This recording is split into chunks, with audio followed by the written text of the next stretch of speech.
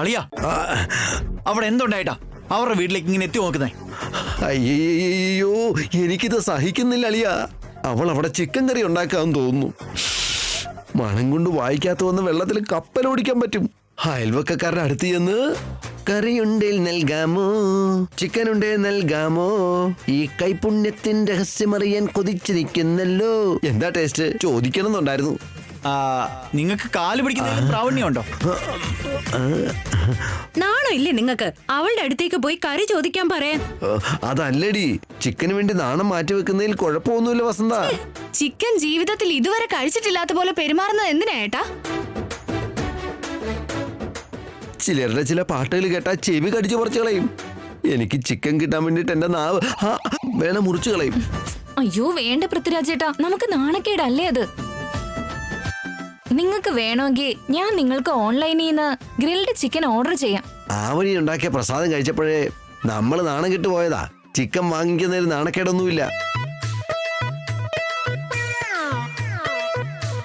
ചേട്ടാ, ഓയ്, നിങ്ങൾക്ക് എപ്പ എന്ത് വേണേലും എന്നോട് ചോദിക്കാൻ. നിങ്ങളും മടി കാണിക്കണ്ട. ഈ പെങ്ങള് നിങ്ങൾക്കത് ഉണ്ടാക്കി തന്നോളാം. അയ്യോ, തനിക്കുള്ള ഈ കൈപ്പുണ്യം മറ്റൊരാൾക്കും ഇല്ല അവനി. ഈ ചിക്കൻ കറി ചിക്കൻ കഴിക്കാത്തവര് പോലും കഴിക്കും. അത്രയ്ക്ക് നന്നായിട്ടുണ്ട്.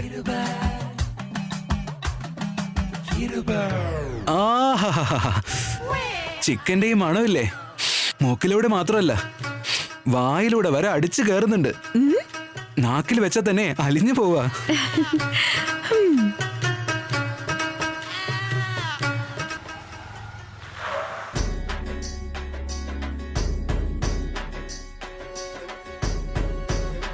അളിയോ, ഒരു പീസ് കഴിച്ചു നോക്കുന്നോ? ചെയ്യാം. നിങ്ങൾ നിങ്ങളുടെ ഒരു ആക്രാന്തവും ഭാര്യ വീട്ടിൽ നിന്ന് ഒരു ചിക്കൻ ഫാം മൊത്തം കഴിച്ചതാ. അത് പോരെ നിങ്ങൾക്ക്? അവരൊക്കെ വരുന്നുണ്ട്.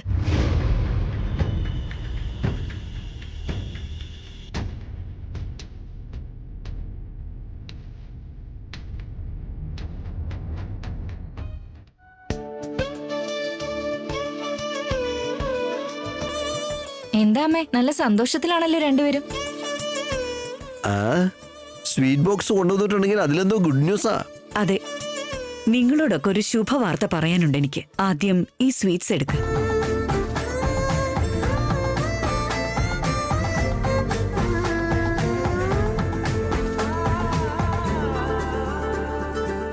ഞാൻ പറയാൻ പോകുന്ന ശുഭവാർത്ത നമ്മുടെ അയൽപ്പക്കക്കാര് കൂടി കേൾക്കട്ടെ. അവരും കൂടി ഒന്ന് വിളിക്ക.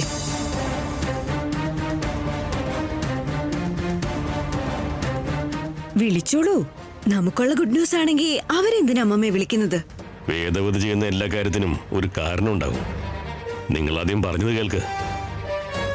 ഹലോ അയൽവക്കക്കാരെ, എന്റെ അമ്മമ്മ നിങ്ങളെ വിളിക്കുന്നുണ്ട്. ഒന്ന് പുറത്തേക്ക് വരുമോ?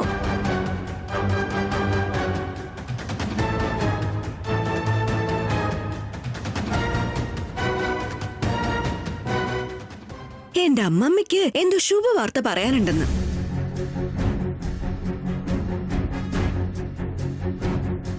ആദ്യം നിങ്ങൾ സ്വീറ്റ്സ് എടുക്ക. അയ്യോ രാമാ, നിങ്ങളുടെ വീടുമായിട്ട് ബന്ധപ്പെട്ട ഒരു ശുഭവാർത്ത നിങ്ങളുടെ അയൽവക്കക്കാരുമായിട്ട് ഷെയർ ചെയ്യാൻ പോവാ. താങ്ക്സ് കേട്ടോ.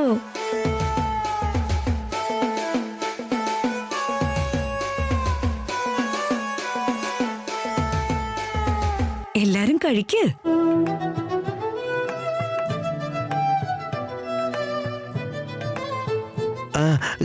കഴിക്കാം അമ്മേ.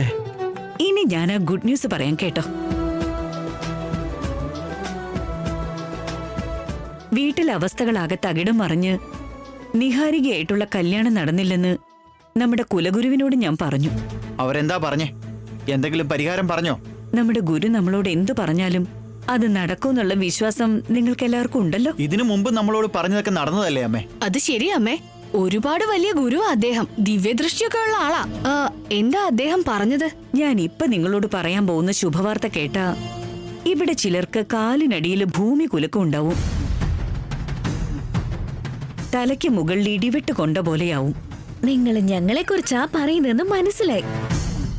ജീവിതത്തില് ഒരുപാട് സഹിച്ചിട്ടുണ്ട്. കുഴപ്പമില്ല, പറഞ്ഞോളൂ. ടെൻഷൻ ആകുന്നുണ്ട്, ഒന്ന് വേഗം പറയാമേ. നിഹാരിക തന്നെ നമ്മുടെ വീട്ടിലെ മരുമകളാകൂന്ന് പറഞ്ഞു.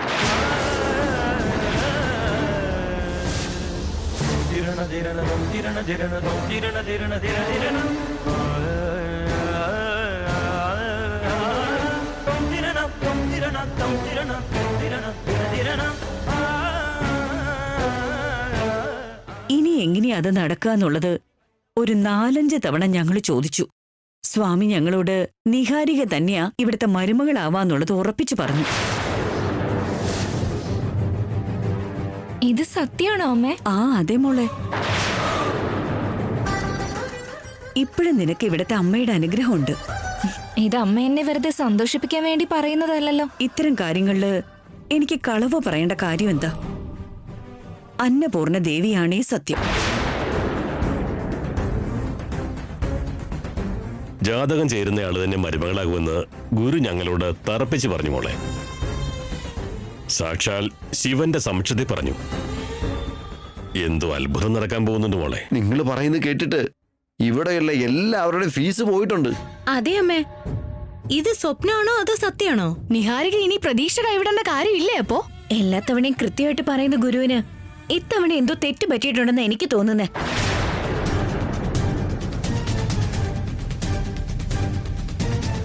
നെഞ്ചത്തെന്താ കല്ല് വീണ പോലെയുണ്ടോ? എന്താ പേടിയാവുന്നുണ്ടോ? ഗുരുവിനെന്തോ അബദ്ധം പറ്റിയ പോലെയാ എനിക്ക് തോന്നുന്നതമ്മേ. അവനെ ഇനി നിങ്ങൾ അംഗീകരിച്ചാലും ഇല്ലെങ്കിലും ശരി, ഓൾറെഡി മരുമകളായില്ലേ. ഇനി നിഹാരികയ്ക്ക് ഇവിടെ എന്താ സ്ഥാനം? അവളിനി ഈ കുടുംബത്തിലെ ആരാ? ഏത് വിധത്തിലും മരുമകളാവുമെന്ന് ഗുരു ഉടനെ തന്നെ പറയും. ഗുരു പറഞ്ഞ കാര്യങ്ങൾ കേട്ടിട്ട് എനിക്ക് തോന്നുന്നത് എന്താണെന്ന് വെച്ചാ,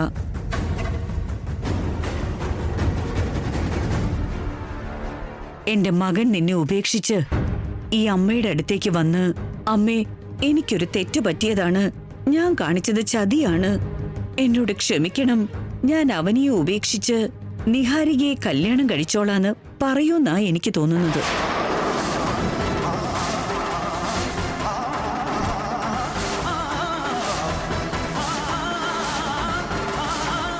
നിഹാരികയെ കല്യാണം കഴിച്ച് എന്റെ വീട്ടിലേക്ക് കൊണ്ടുവരൂന്നാ എനിക്ക് തോന്നുന്നത്. അത് സ്വപ്നത്തിൽ പോലും നടക്കില്ല. ഞങ്ങൾക്ക് നല്ല ദൈവാനുഗ്രഹമുണ്ട്. ഗുരു പറഞ്ഞ വാക്കുകള് സംഭവിച്ചിരിക്കും. നീ നോക്കിക്കോ.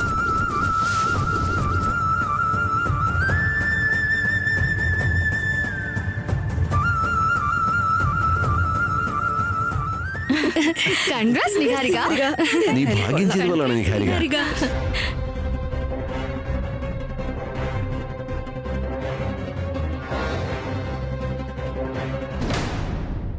അമ്മ പറഞ്ഞത് എന്താണെന്ന് നിങ്ങൾ കേട്ടില്ല ഏട്ടാ. ഇനി എങ്ങാനും നമുക്കിടയിൽ എന്തെങ്കിലും വഴക്കുണ്ടായി നമ്മൾ തമ്മിൽ പെരിയോ? നമുക്കിടയിൽ എന്തെങ്കിലും അകൽച്ച ഉണ്ടാവോ? നിഹാരിക്ക് നിങ്ങളുടെ ഭാര്യയുടെ സ്ഥാനത്തേക്ക് വരുവോ? അമ്മ പറഞ്ഞതൊക്കെ കേട്ടപ്പോ എനിക്ക് പേടിയാവുന്നുണ്ട് ഏട്ടാ. അങ്ങനെയൊന്നും സംഭവിക്കില്ലടോ. അങ്ങനെ ഒരു അവസ്ഥ നമുക്ക് ഉണ്ടാവില്ല. എന്റെ ഓർമ്മ നഷ്ടപ്പെട്ട സമയത്ത് താൻ ഒരുപാട് പ്രയാസം അനുഭവിച്ചിട്ടുണ്ടാവും. പക്ഷെ ഇനി ഒരിക്കലും തനിക്ക് സങ്കടപ്പെടേണ്ടി വരില്ല. നിനക്ക് തുണയായിട്ട് ഈ ഞാനുണ്ടാവും. എന്നെ മറികടന്ന് ഒരു പ്രശ്നവും തന്നെ ബാധിക്കില്ല. കുലകുരി ഇതുവരെ പറഞ്ഞിട്ടുള്ളതെല്ലാം സംഭവിച്ചിട്ടുണ്ട് ഏട്ടാ. ഇനി നിഹാരികയുടെ കാര്യത്തിലും അങ്ങനെ സംഭവിക്കോ? അദ്ദേഹം അങ്ങനെ പറഞ്ഞിട്ടുണ്ടെങ്കിൽ നിഹാരികയ്ക്ക് മരുമകളാക്കാനുള്ള അവസരം എങ്ങനെ ലഭിക്കാനോ?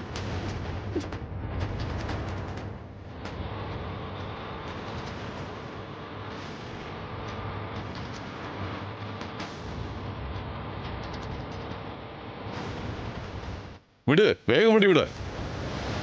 അവന്റെ ഊരും പേരും ഒന്നും അറിയില്ല. എന്നിരുന്നാലും അവന്റെ ഇല്ലീഗൽ ആക്ടിവിറ്റീസ് ഇതിൽ കൂടുന്നുണ്ട്. നമ്മളെ അവൻ നക്ഷത്രം എണ്ണിക്കുമല്ലേ. ഇന്ന് അവനെ എങ്ങനെയെങ്കിലും പൊക്കണം. വാ വാ വാ വാ വാ, പറ്റാവുന്ന അത്രയും ദൂരം പിന്നാലെ വാ. ഞാൻ ഈ രാജ്യം കടന്ന് അപ്പുറത്തെത്തിയാലും നിങ്ങളുടെ കയ്യിൽ പെടാൻ പോകുന്നില്ല സാറേ. അവൻ ഇത്തവണ ഡ്രഗ്സ് സപ്ലൈ ചെയ്യുന്നുണ്ടെന്ന് നമുക്ക് ഇൻഫർമേഷൻ കിട്ടിയിട്ടുണ്ട്.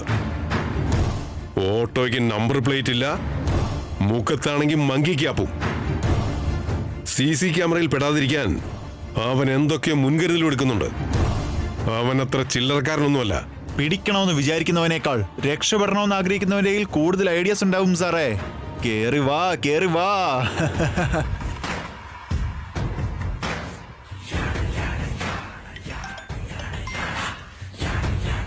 ഹലോ. ചരക്കുമായിട്ട് വന്നുകൊണ്ടിരിക്കുക. കിറുക്കന്മാരെന്റെ പിറകെ തന്നെയുണ്ട്. ചെറിയൊരു ചേസിങ് നടന്നുകൊണ്ടിരിക്കുക. ചേടാ, ഒരു റിസ്ക് ഇല്ലെങ്കിൽ പിന്നെ എന്താ സാറേ ഒരു രസം? സാറുമാരെ ഒന്ന് വട്ടം കറക്കി 5 മിനിറ്റിൽ നിങ്ങളുടെ മുൻപിൽ ഉണ്ടാവും. അയ്യേ, കെട്ടിയോട് വിളിക്കുന്നത് പോലെ എപ്പോഴും വിളിച്ച് ശല്യം ചെയ്യലേ എന്നെ.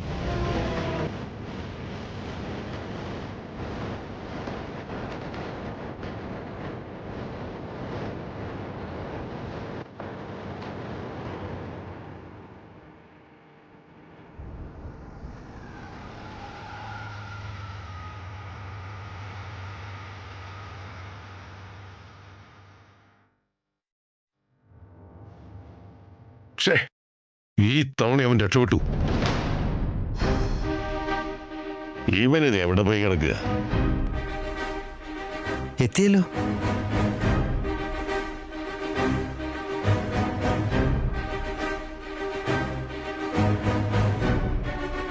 അവരുടെ കണ്ണു വെട്ടിച്ച് എത്തിയല്ലേ? ഈ കിട്ടുവിനെ അത്രയ്ക്ക് പെട്ടെന്ന് കിട്ടില്ല. അതുകൊണ്ട് ഇത്രയും കാലമായിട്ട് ഒരു പോലീസ് സ്റ്റേഷനിൽ പോലും വാണ്ടഡ് ബോർഡില് നമ്മുടെ ഫോട്ടോ ഇല്ല. സാധനം പെട്ടെന്ന് എടുക്ക.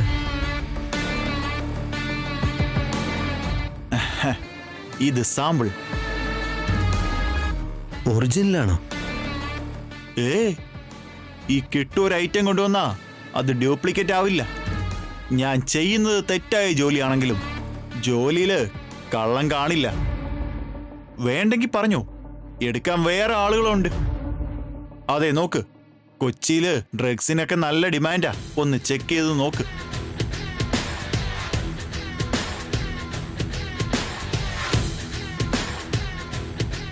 അവനറിയാതെ എന്തോ പറഞ്ഞതാ. പണമൊക്കെ കൊണ്ടുവന്നിട്ടുണ്ടോ? ദാ പിടി.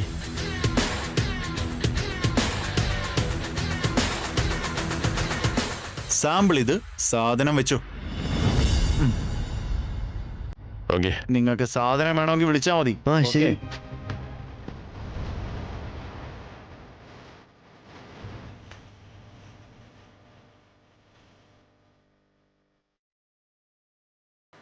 ഈ ഉലകത്തിൽ എനിക്കിഷ്ടമുള്ളത് ഒന്ന് മാത്രമാ, പൈസ. ഇതിനു വേണ്ടി എന്തു പണിയെടുക്കാൻ ഞാൻ റെഡിയാ. നമ്മളെ സരസ്വതി ദേവി എന്തായാലും കടാക്ഷിച്ചില്ല. ലക്ഷ്മി ദേവിയെങ്കിലും ഇഷ്ടം പോലെ സമ്പാദിക്കണം. ആവുന്നെങ്കിൽ ഒരു കോടീശ്വരനാകണം.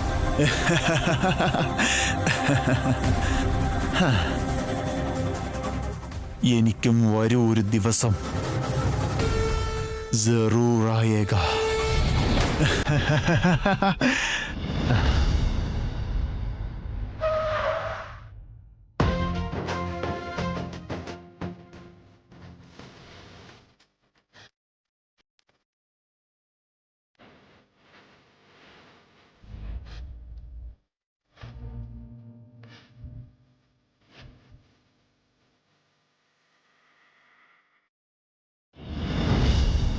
അതെ, രണ്ടാളെ നിന്നെ. ആരതി എടുത്തിട്ട് വരാൻ നിക്കേ. ആരതിയോ? എന്തിനാ ചേച്ചി? നിങ്ങളുടെ കല്യാണം കഴിഞ്ഞ കാര്യം ആ വീട്ടിലെല്ലാവരും അറിഞ്ഞതിന് ശേഷം നിങ്ങൾ ആദ്യമായിട്ട് എന്റെ വീട്ടിലേക്ക് വരുന്നത്. ഇപ്പൊ എന്റെ ദൃഷ്ടിയില് പുതിയ ജോഡികളാ നിങ്ങള്. എന്റെ തൃപ്തിക്ക് വേണ്ടി ഞാൻ എടുത്തോണ്ട് വരാം. ഇവിടെ തന്നെ നിക്കണേ. ചേച്ചിക്ക് നല്ല സന്തോഷമുണ്ട്. നമ്മൾ പറയാൻ വന്ന കാര്യം കേട്ട് കഴിഞ്ഞാ ആ സന്തോഷം അങ്ങനെ അങ്ങ് ഇല്ലാതാവും. എന്നാ താൻ പറയണ്ട. ഒരു രാജാവിന് നല്ല ഉപദേശം കൊടുക്കുന്ന മന്ത്രി എങ്ങനെയാണോ, എന്റെ ജീവിതത്തില് എന്റെ ചേച്ചി എനിക്ക് അങ്ങനെ പറയാതിരിക്കാൻ കഴിയില്ല.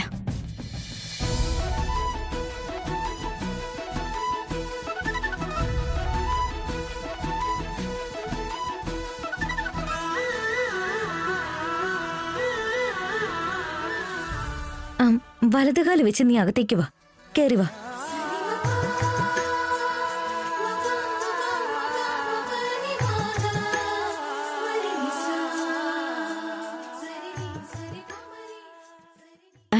ചേച്ചി.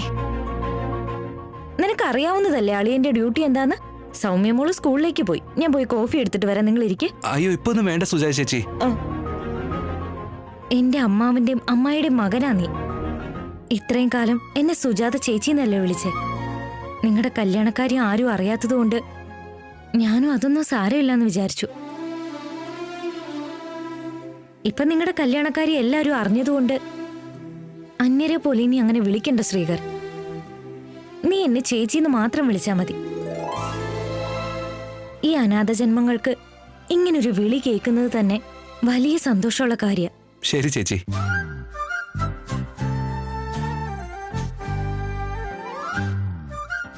ആദ്യമായിട്ടെന്റെ ചേച്ചിയെ നിങ്ങള് ചേച്ചി എന്ന് വിളിച്ചു. എന്താ തോന്നിയത് ഏട്ടാ? ആദ്യമായിട്ട് താൻ എന്നെ ഏട്ടാ എന്ന് വിളിച്ചപ്പോഴേ തനിക്ക് എന്താണോ തോന്നിയത്, എനിക്കിപ്പോ അത്രയും സന്തോഷം തോന്നുന്നുണ്ട് അവനി. പെട്ടെന്ന് തന്നെ അമ്മായിയും നിന്നെ ആവനിന്ന് വിളിക്കാതെ മോളേന്ന് സ്നേഹത്തോടെ വിളിക്കണം. അതെനിക്ക് നേരിട്ട് കേട്ട് തന്നെ സന്തോഷിക്കണം. നിങ്ങൾ ഞങ്ങളെ ഒരമ്മയെ പോലെ വീട്ടിലേക്ക് സ്വീകരിച്ചതിൽ എത്ര സന്തോഷമുണ്ടോ. അവിടുത്തെ വീട്ടിലെ അവസ്ഥ ഇപ്പോ അത്രയും ഭയങ്കരമാണ്. എല്ലാ കാര്യങ്ങളും ശരിയായി വരാൻ കുറച്ച് സമയം എടുക്കും അവനി. എന്റെ പേടിയിപ്പോ ഞങ്ങളുടെ കുലഗുരുവായ സ്വാമി പറഞ്ഞ വാക്കുകൾ ഓർത്താ. എന്താ പറഞ്ഞത്?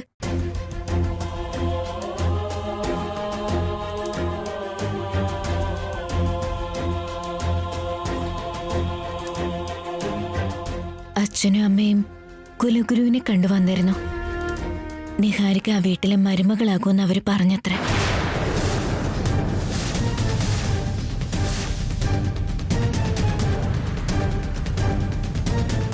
അമ്മയും നിഹാരികയും അവിടെ ഭയങ്കര സന്തോഷത്തിലുള്ളത്. അത് പക്ഷെ എങ്ങനെ നടക്കുമെന്ന് ആലോചിച്ചിട്ട് മനസ്സിലാവുന്നില്ല. ആ പറഞ്ഞ കാര്യത്തില് എനിക്ക് തീരെ വിശ്വാസമില്ല ചേച്ചി.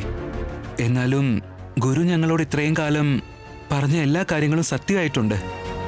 അതാ എനിക്ക് ആകെയുള്ളൊരു ടെൻഷൻ. നിഹാരികയ്ക്ക് ഇനിയും അതിനുള്ള അവസരം എങ്ങനെ ഉണ്ടാകുമെന്ന് എനിക്ക് മനസ്സിലാവുന്നില്ല. എത്ര ധൈര്യത്തോടെ നിൽക്കാൻ ശ്രമിച്ചിട്ടും എനിക്കതിന് കഴിയുന്നില്ല. ആ പറഞ്ഞത് കേട്ട സമയം തൊട്ട്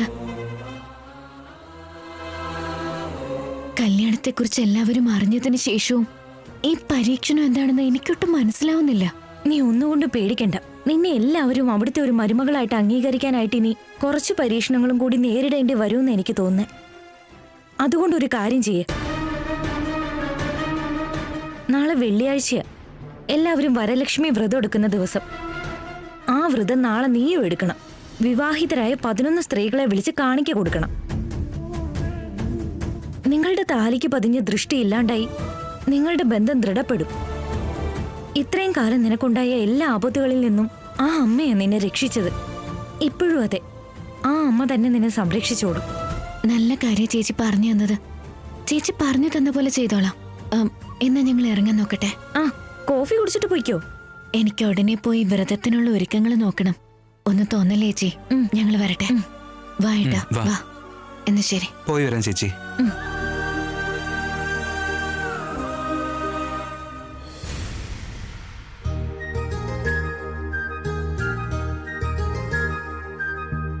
ഏട്ടാ, ഞാൻ എല്ലാവരും വിളിച്ചിട്ട് വരാമേ. താൻ ആഗ്രഹിക്കുന്നുണ്ടെങ്കിലും അവരെ പറ്റി തനിക്ക് അറിയാത്തതാണോ? ചേച്ചി പറഞ്ഞതനുസരിച്ച് വരലക്ഷ്മി വ്രതമെടുത്ത് 11 വിവാഹിതരായ സ്ത്രീകൾക്ക് കാണിക്ക കൊടുത്തു കഴിഞ്ഞാ എന്റെ താലിക്ക് പിന്നെ ഒരു ദോഷവും വരില്ല. ഗുരു അവരോട് നിഹാരിക മരുമകളാകുമെന്ന് പറഞ്ഞത് എന്തുകൊണ്ടാന്ന് അറിയില്ല. പക്ഷെ അമ്മ അതിവിടെ പറഞ്ഞ സമയം തൊട്ട് എന്റെ മനസ്സിനൊരു സമാധാനമില്ല. അതുകൊണ്ട് എനിക്ക് നാളെ എന്റെ വ്രതം വിജയകരമായി പൂർത്തിയാക്കണം. ആദ്യം വീട്ടിലുള്ളവരെ വിളിച്ചു തുടങ്ങി അത് കഴിഞ്ഞ് പുറത്തുനിന്ന് ആരെങ്കിലും വിളിക്കാം. തന്റെ ഈ വിശ്വാസവാ ശ്രീരാമരക്ഷ. ആ ശ്രീരാമന്റെ രക്ഷയോടൊപ്പം ശ്രീകരന്റെ രക്ഷ എനിക്ക് വേണം. കുടുംബമായിട്ട് ഒന്നിച്ച് ജീവിക്കണം എന്നുള്ള തന്റെ ആഗ്രഹം അത് നിറവേറൂടോ? നിങ്ങളുടെ ആശീർവാദത്തിന് താങ്ക്സ് ഏട്ടാ. ഞാനെന്നാ പോയിട്ട് വരാം. ആ ആവനി, ഞാനും കൂടെ വരാം. ചാമ്പാ.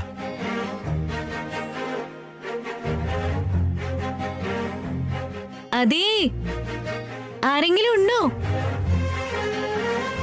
എല്ലാവരും ഒന്നിങ്ങോട്ടേക്ക് പുറത്തേക്ക് വരാമോ?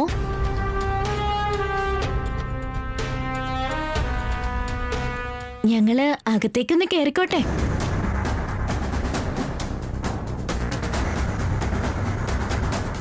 അയൽവക്കക്കാരെന്ന് വാക്കും പൊക്കി പിടിച്ച് നീ കാണിക്കുന്ന ഈ പെർഫോമൻസ് ഉണ്ടല്ലോ, ചില്ലറ പെർഫോമൻസ് അല്ല.